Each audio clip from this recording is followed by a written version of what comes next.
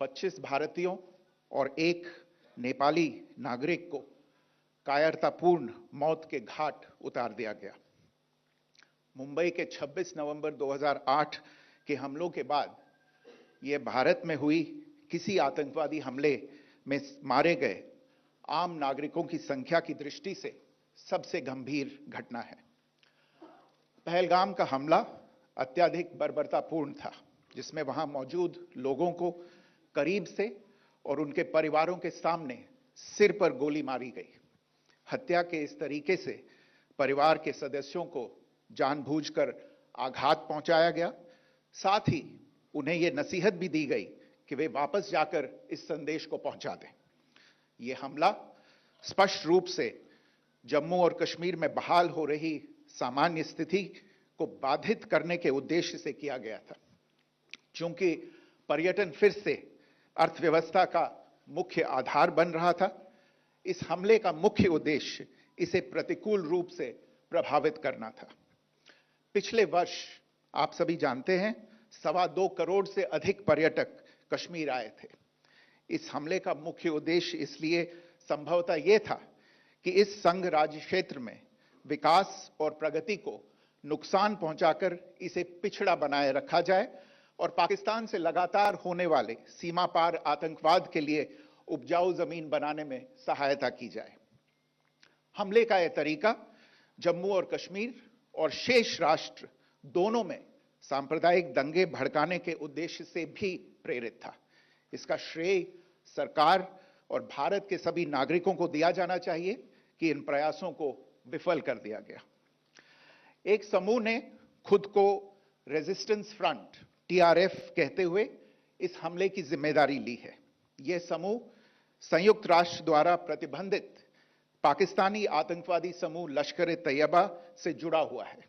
यह उल्लेखनीय है कि भारत ने मई और नवंबर 2024 में संयुक्त राष्ट्र की 1267 कमेटी की सैंक्शंस मॉनिटरिंग टीम को अर्धवार्षिक रिपोर्ट प्रस्तुत की थी, जिसमें टीआरएफ के बारे में साफ इनपुट दिए गए थे।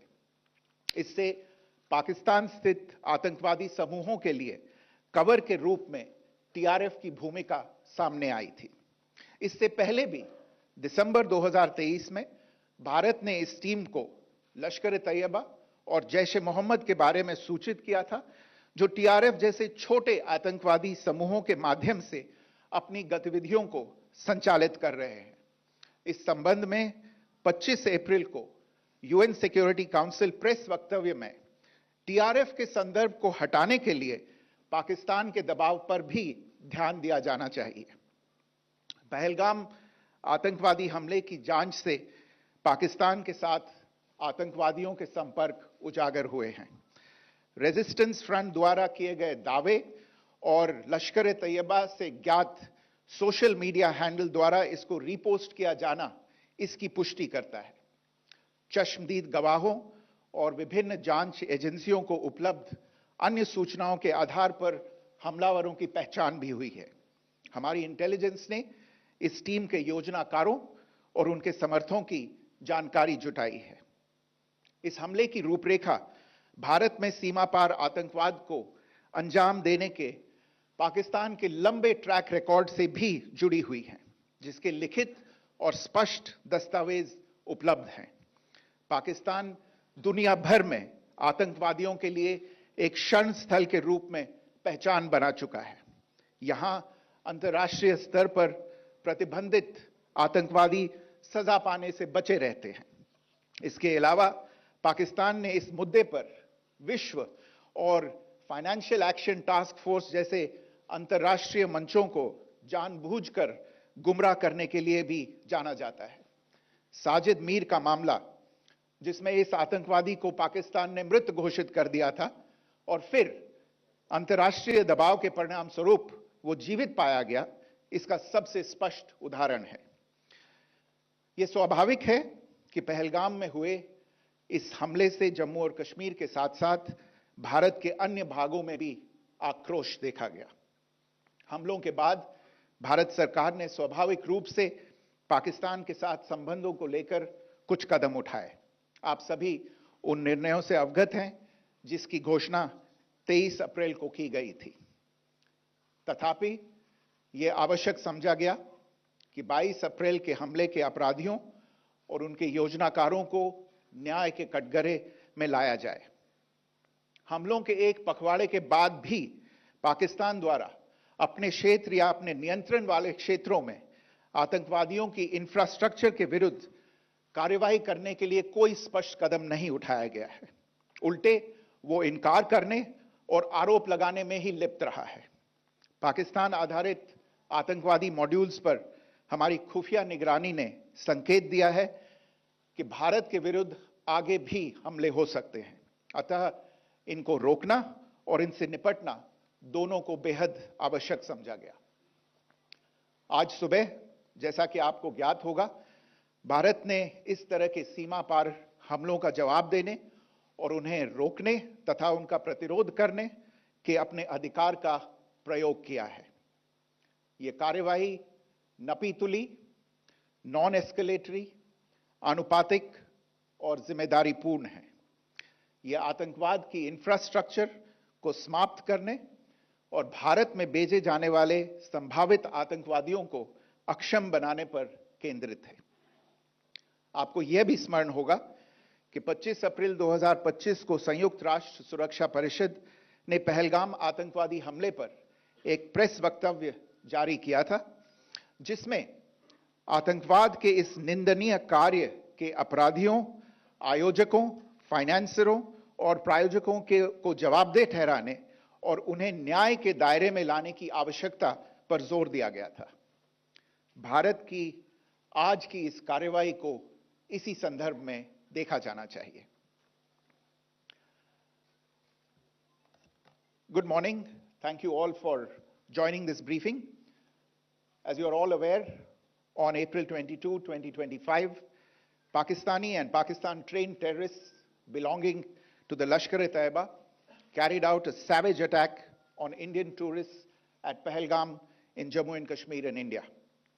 They murdered 26 people, including one national of Nepal, causing the largest number of civilian casualties in a terrorist attack in India since the 26 November 2008 attacks in Mumbai.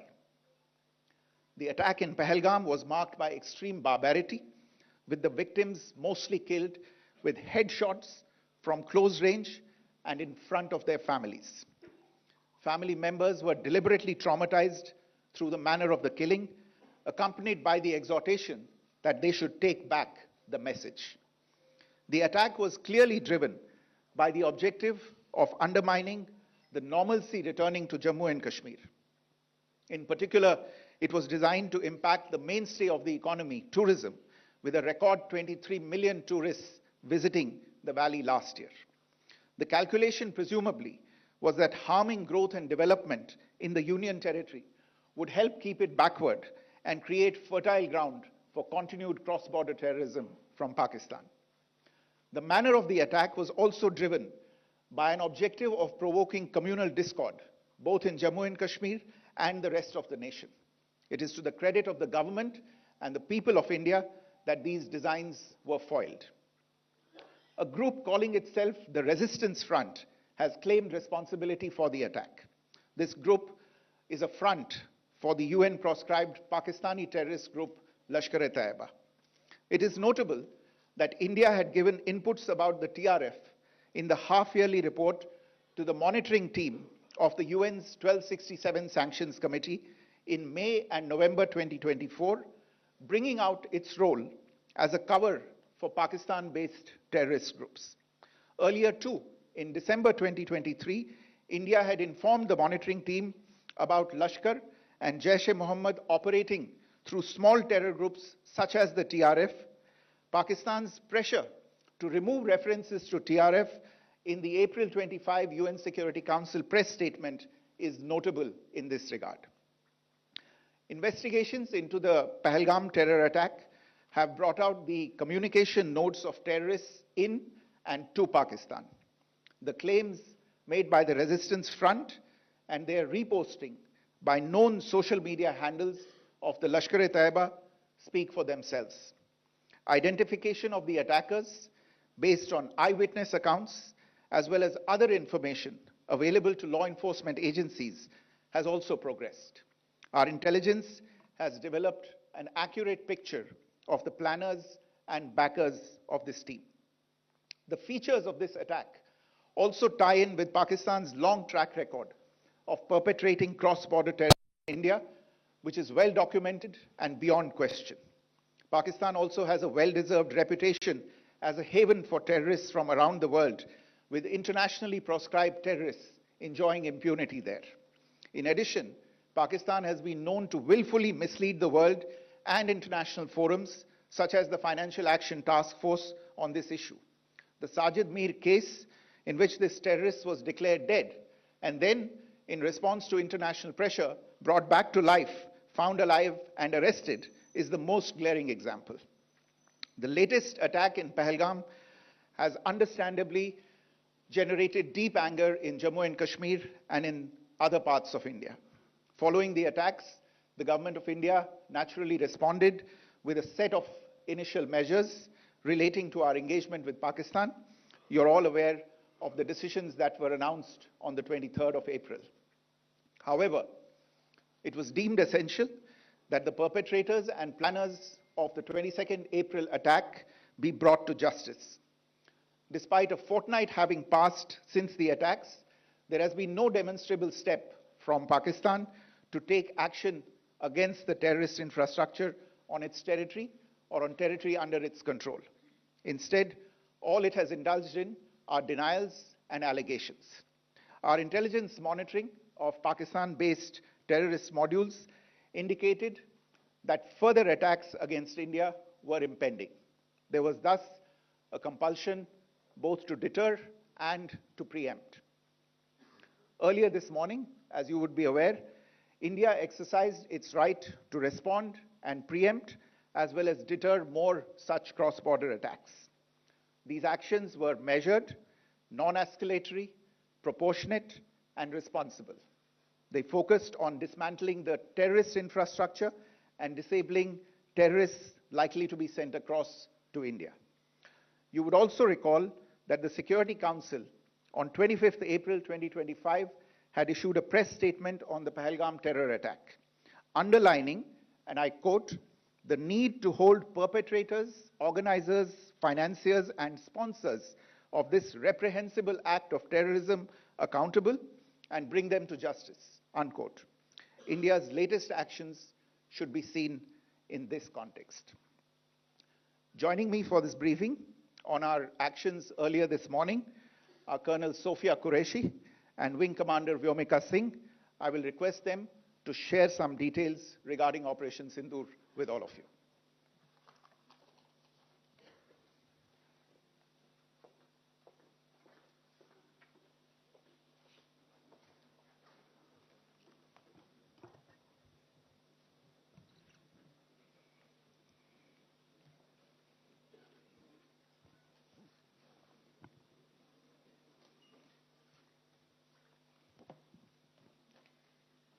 सुप्रभात देवियों और सज्जनों, मैं कर्नल सोफिया कुरैशी और मेरे साथ विंग कमांडर व्योमिका सिंह आज आपको 6 से 7 मई 2025 की रात 1:05 से 1:30 बजे के बीच भारतीय सशस्त्र बलों द्वारा अंजाम दिए गए ऑपरेशन सिंदूर के बारे में जानकारी देंगे। ऑपरेशन सिंदूर 22 अप्रैल को पहलगाम में हुए विभत्स आतंकवादी हमले के शिकार मासूम नागरिकों व उनके परिवारों को न्याय देने के लिए लॉन्च किया गया था। इस कार्रवाई में 9 टेररिस्ट कैंप्स को टारगेट किया गया और पूरी तरह से इसे बर्बाद किया गया। पाकिस्तान में पिछले 3 दशकों से टेरर इंफ्रास्ट्रक्चर का निर्माण हो रहा है। इसमें recruitment, indoctrination centres, training areas व लॉन्च पैड शामिल थे, जो पाकिस्तान और पाक अधिकृत जम्मू कश्मीर POJK दोनों में फैले हैं। Operation Sindoor was launched by Indian Armed Forces to deliver justice to the victims of Pahalgam terror attack and their families. 9 terrorist camps were targeted and successfully destroyed. Over the last 3 decades, Pakistan has systematically built terror infrastructure. It is a complex web of recruitment and indoctrination centers, training areas for initial and refresher courses, and launch pads for handlers. These camps are located both in Pakistan as well as Pakistan-occupied Jammu and Kashmir areas. Some of the well-known training camps are located, as you can see on the screen. They are distributed from Savai Nala in the north, counting to approximately 21, ending at Bhagalpur to the south. इन लक्ष्यों का चयन विश्वसनीय intelligence सूचनाओं के आधार पर हुआ ताकि आतंक गतिविधियों की रीढ़ तोड़ी जा सके और यह खास ध्यान दिया गया कि निर्दोष नागरिकों और सिविलियन इंस्टॉलेशन को नुकसान न पहुंचे. The selection of these targets for Operation Sindoor was based on credible intelligence inputs and role of these facilities in perpetrating the terror activities. The locations were so selected to avoid damage to civilian infrastructures and loss of any civilian lives. This was done with due diligence, and the camps selected for targeting and their engagement will now be shown to you one by one. POJK के target मैं आपको बताना चाहूंगी. सबसे पहले सवाई नाला camp Muzaffarabad, जो कि POJK के लाइन ऑफ कंट्रोल से 30 किलोमीटर दूर है. यह एक लश्कर तौयबा का ट्रेनिंग सेंटर था. 20 अक्टूबर 2024 सोनमर्ग, 24 अक्टूबर 24 गुलमर्ग, 22 अप्रैल 2025 पहलगाम. इन हमलों के आतंकियों ने यहीं से प्रशिक्षण लिया था. सैयदना बिलाल कैंप मुजफ्फराबाद, यह एक जैश मोहम्मद का स्टेजिंग एरिया है. यह हथियार, विस्फोटक और जंगल सर्वाइवल ट्रेनिंग का केंद्र भी था. गुलपुर कैंप कोटली, यह LOC से 30 किलोमीटर दूर था. लश्कर तौयबा का बेस था जो रजौरी, पुंछ में सक्रिय था. 20 अप्रैल 2023 को पुंछ में और 9 जून 2024 को तीर्थ यात्रियों के बस हमले में यहीं से आतंकी को ट्रेन किया गया था.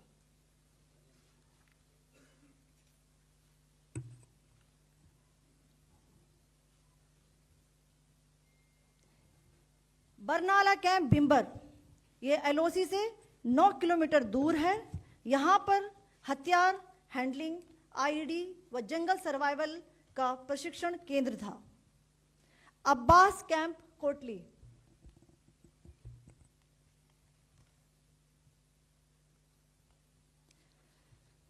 यह LOC से 13 किलोमीटर दूर है.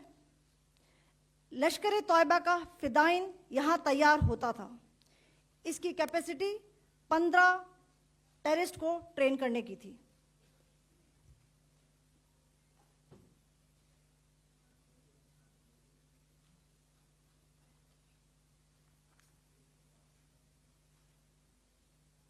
अब मैं पाकिस्तान के अंदर के टारगेट से अवगत कराना चाहूंगी.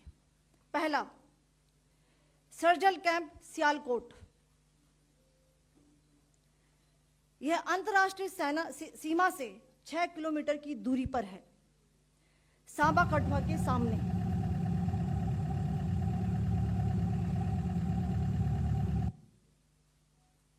मार्च 2025 में जम्मू एंड कश्मीर पुलिस के 4 जवानों को की जो हत्या की गई थी, उन आतंकवादियों को इसी जगह पर ट्रेन किया गया था.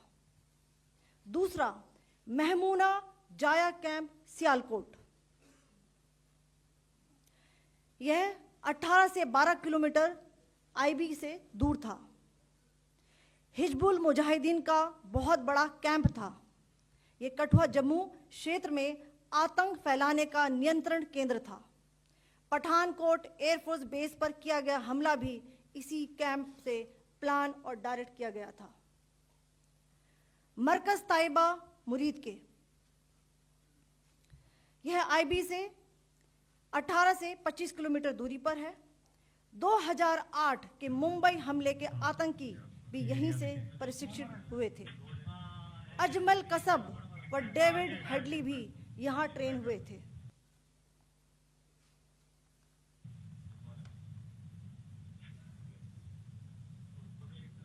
आगे दूसरा आया।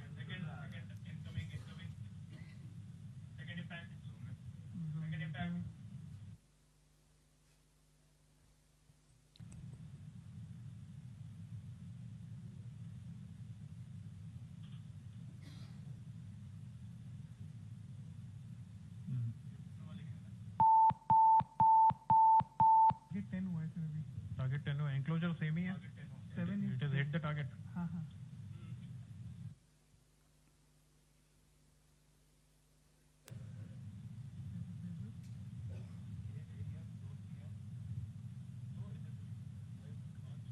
आ गया सर, इम्पैक्ट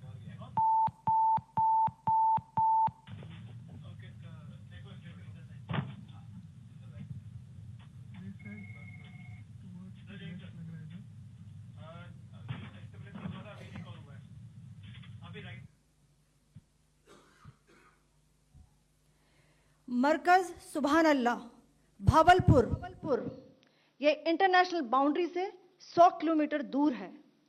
जैश-ए मोहम्मद का मुख्यालय था। यहाँ पर रिक्रूटमेंट, ट्रेनिंग व इंडॉक्ट्रिनेशन का केंद्र भी था। शीर्ष आतंकी अक्सर यहाँ आते थे। मैं आप सबको बताना चाहती हूँ कि किसी भी सैन्य ठिकाने का निशाना नहीं बनाया गया और अभी तक किसी तरह की नागरिक क्षति की रिपोर्ट नहीं है। धन्यवाद। जय Hind. The strike on the terror camps were undertaken through precision capability, as shown to you. A niche technology weapons with careful selection of warheads was ensured so that there will be no collateral damage. The point of impact in each of the target was a specific building or a group of buildings. All the targets were neutralized with clinical efficiency, and the results reiterate the professionalism of the Indian Armed Forces in the planning and execution of their operations. No military establishments were targeted. India has demonstrated considerable restraint in its response.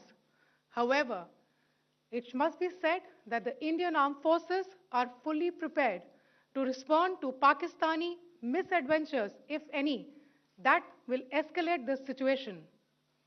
Jai Hind and thank you very much. हमारे videos को देखने के बाद like और subscribe करना बिल्कुल ना भूलें।